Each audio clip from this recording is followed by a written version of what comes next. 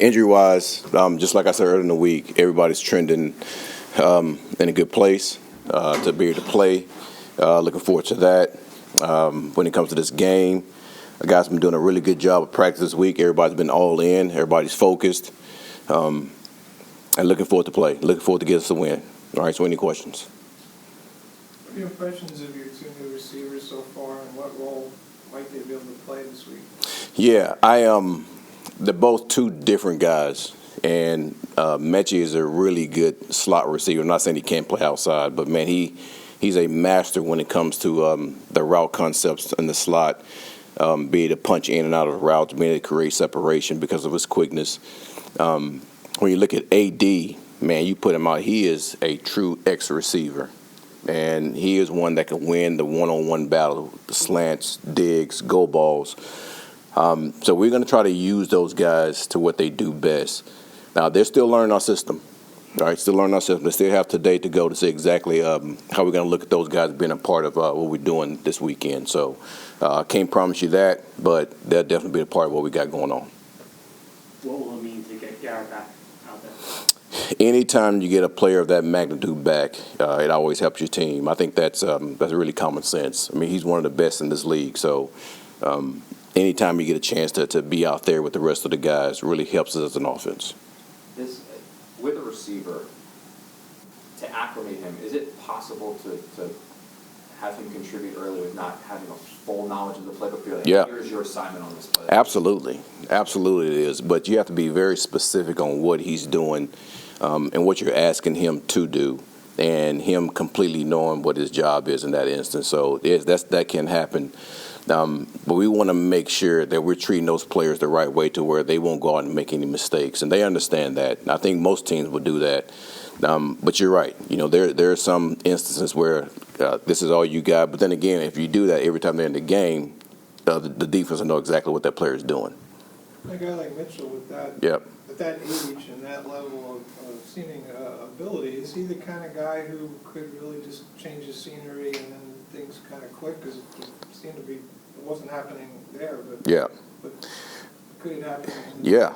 Well, that's the plan. That's the plan for him to come here, get a change of scenery, because he is definitely talented. And I think you guys already know that from what he did in college, coming to the NFL. So he's excited to be here. I do know that. Funny story, I didn't know that he actually went to school, high school with my daughter, right, in Texas. You know, so we have a connection there. So looking forward to getting him out there, and you just see how he's built in his pads. He looks like a true X receiver. So I'm excited for having that player. Did you know him? I didn't. I don't know if he knew her, but when I come to start linking things together, I come to find out he went to Ridge Point High School. My daughter went to Ridge Point High School. They was there at the same time. So pretty funny story. Did you say, call your daughter, I did. And I think she's on social media, they have some of the same friends that went to the high school. So again, so that means it's family, right?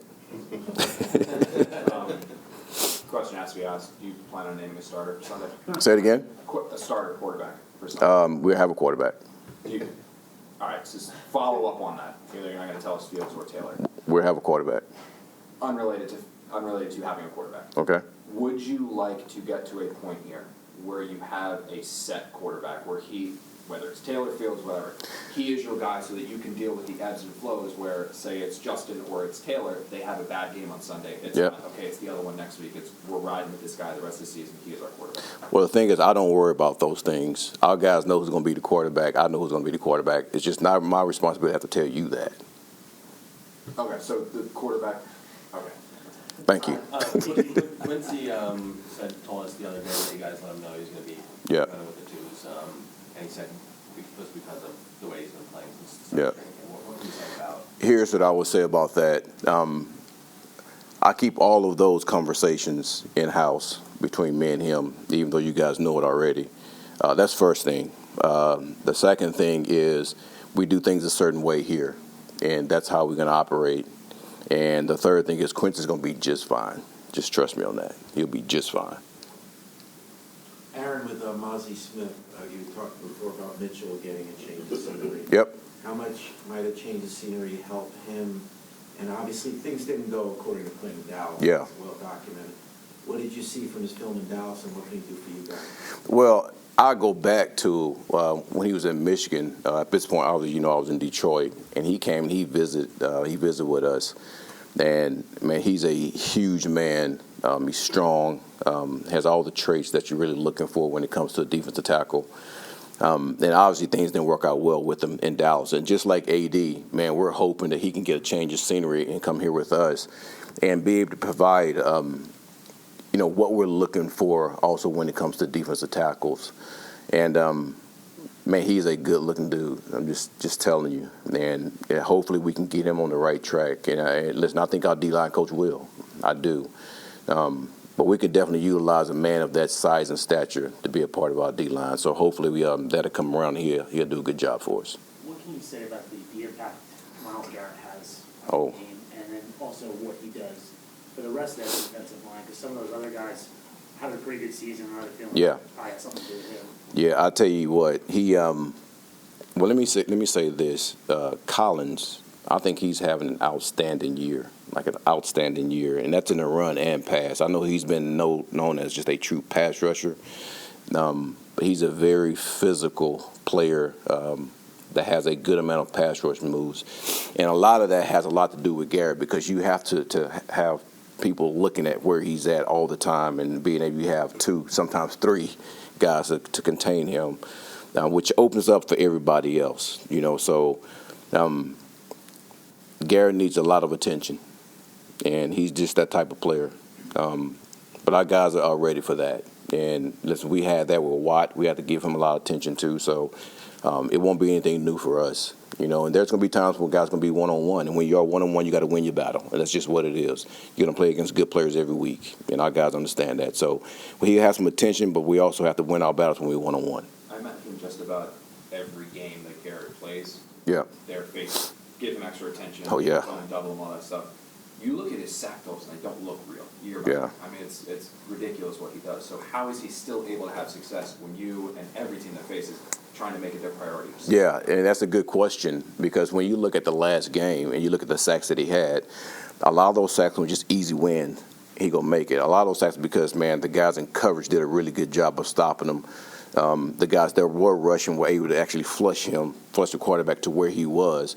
And, man, he was just relentless at that time and ended up getting sacked. I think some of those sacks he had, I think the ball was held 3.5, damn near 4 seconds, So now when everyone else is doing their job, that allows him to actually win because he's a relentless player. Couple more. How impressed have you been with running back Judkins? Hard nose, another guy that we watch quite a bit, from Ohio State. He brings a physical presence to that offense, and with them running as many gap scheme runs that they have, we know what that means, that, they're trying to get the ball downhill as much as they can with this player.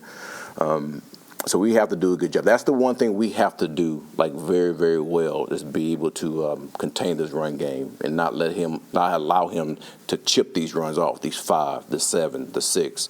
Because once you allow that, man, that just puts them ahead of the stick. So we have to do a good job of getting negative yards with him in this run game to get us ahead in those situations. When you were doing your self-scout Yep. during the bye week, when you look at no interceptions for your defense, Yeah. you look at that as luck, scheme, execution. I'm not asking you for the Yeah, solution. absolutely. The solution is, but what overall did you feel like when you looked at that problem? That's another good question because usually, and this is the way I think, to be honest with you, I look at it 2 different ways. If you're playing a good amount of man coverage, that's one thing that has to stand out is a good amount of PBUs, and completion percentage for a quarterback needs to be down. I would think quarterback rating needs to be down also because now you're locked on a guy and you should be denying the ball.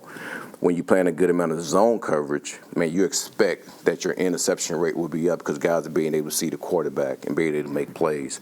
We do a little bit of both, in Wilkes' scheme. And the thing that no one's happy when you don't have the interception because you just tip balls and things like that. You get them.